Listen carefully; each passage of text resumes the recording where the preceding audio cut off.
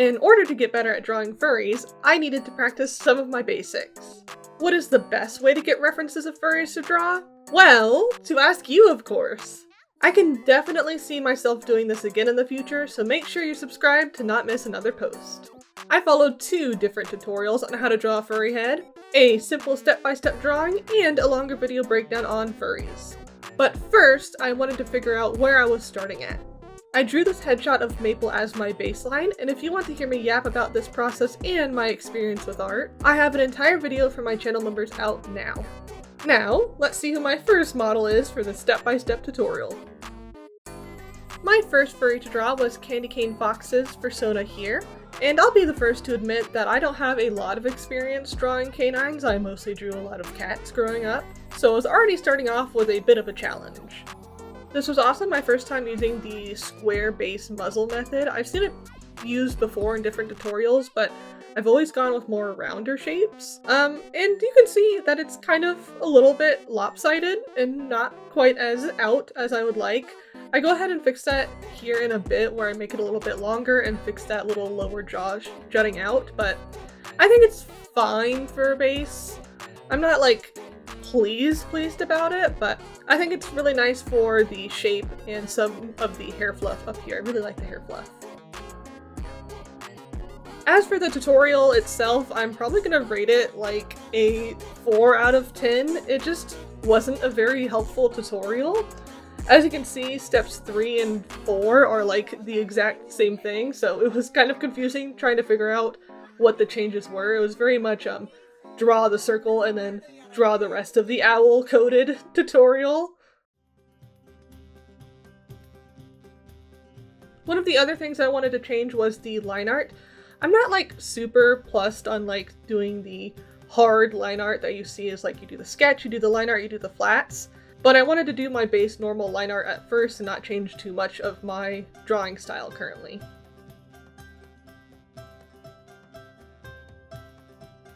For making the line art pop a little bit more, I've been doing this new thing where I make the points a little bit longer and I also make the shadows where the points connect to be a little bit darker. I find this really makes the line art just a little bit stand out a little bit more and not be as flat.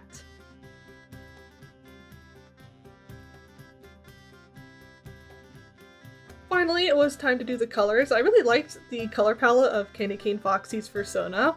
I like the, obviously the candy cane themes. It just made for like a really cute drawing. Especially here on the stripes on the ears, I think it just really like draws the eye and still has the candy cane motifs without being just like a complete pain in the butt to draw.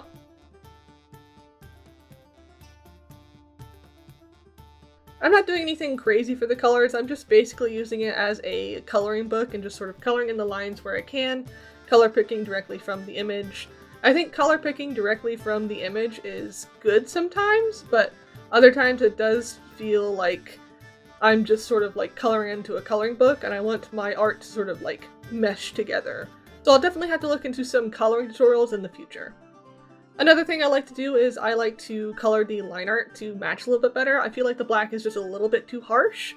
And then I just did some simple erase away shading with a dark multiply layer just to make it pop a little bit more.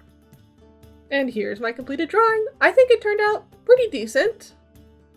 Our next model is Sour Lily the tiger here. She's actually a Sweethearts tiger like the candy, so I love how cute she is. For my next tutorial, I used this How to Draw Furry Heads by Cuckoo Art. I think this is a really well made video. It's a little bit long, so I do recommend watching it in 2x speed, but it does cover some of the basics of how to draw furry heads and also different angles as well. If I had to give this a rating like I did the last one, I would definitely give it a 9 out of 10. I think it's pretty dang perfect. And I definitely see myself using the guidelines that Cuckoo presented in my future drawings. I think this drawing was one of my favorite bases that I've done so far. I think it just really captured like the tiger-like look, but I think one of the more helpful things was to draw out the eye sockets to help better place the eyes. I think those are some of like the best placed eyes I've ever drawn, as well as doing the little cheek indents to draw the lower jaw. Usually I have a lot of trouble with doing the lower jaw, it just never seems very right. It's either like too poofy or too pointy, but this one I think turned out really, really cute. I was trying my hardest to keep this sketch kind of sketchy, but refine it a little bit more, because I wanted to color over the sketch instead of doing the hard line art, which I did for the last drawing. So I wanted to make sure all the sketch lines were looking good enough to paint over.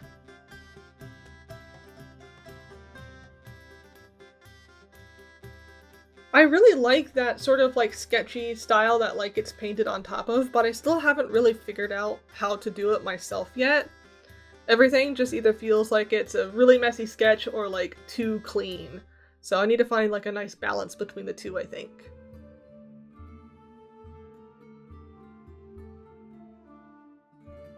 Starting out with the flats again, sort of doing the color book style where I just sort of color in the markings exactly as they are on the reference image.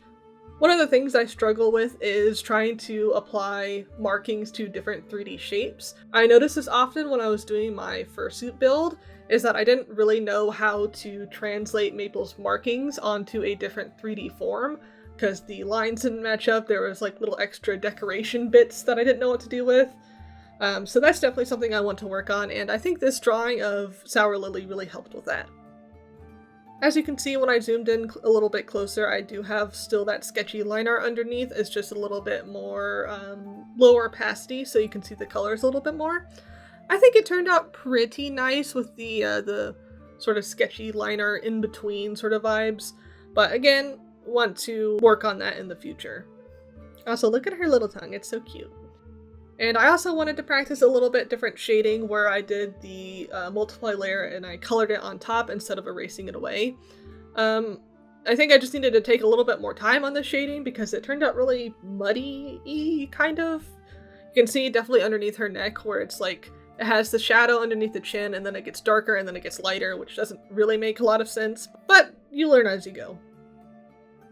And here's the final art piece. I think it turned out really cute. I'm gonna rate this one in 7.5 out of 10.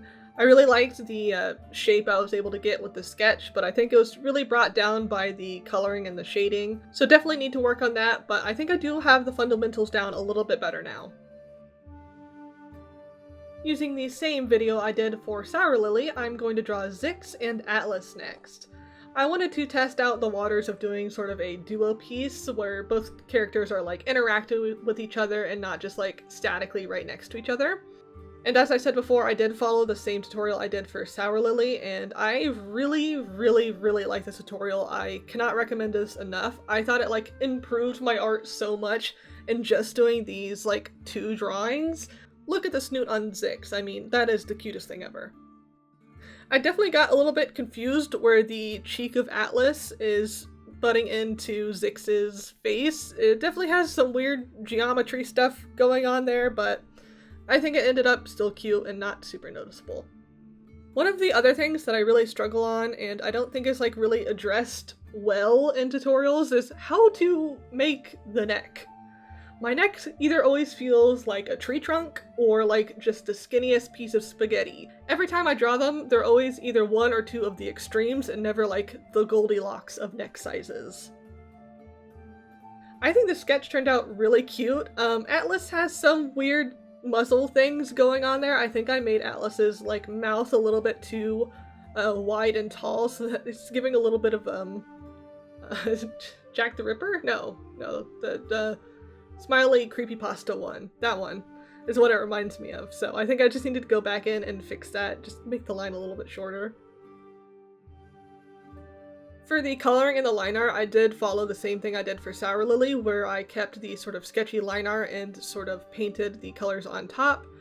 I did do less focus on cleaning up the line art in this one, so you can see that it is still pretty sketchy, and that's because I wanted to practice some of my shadowing and painting and doing that a little bit more. But I'm still following the same process of laying down all the flat colors and then painting on the shadows next. I think what I need to do is sort of build colors on top of each other, because what I think happens is when you do like the sort of really clean markings of this style and mix it with sort of a painterly style, it doesn't quite match up because the markings are so crisp and clean on the character, but the shading is kind of like, it follows the shapes and curves and it feels more realistic. So next video I touch on coloring? Question mark. And here's a clip of that shading. You can see me sort of doing the color in. I'm just doing a multiply layer and a sort of transparent brush, and then I'll go back in with the smudge tool, or like the Clip Paint Studio equivalent of the smudge tool. This is what I use the most of the time for shading. I think it's fine. I grew up using Paint Tool Sai, and I really loved their shading tools. It's way better than Photoshop's smudge tool, I'll tell you that, but it is just something that I need to get used to on how to use, because it is a little bit different than Paint Tool Sai.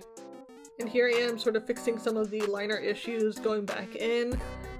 I did make the opacity on this liner pretty light, just because I wanted to show the shadowed painting on top of it.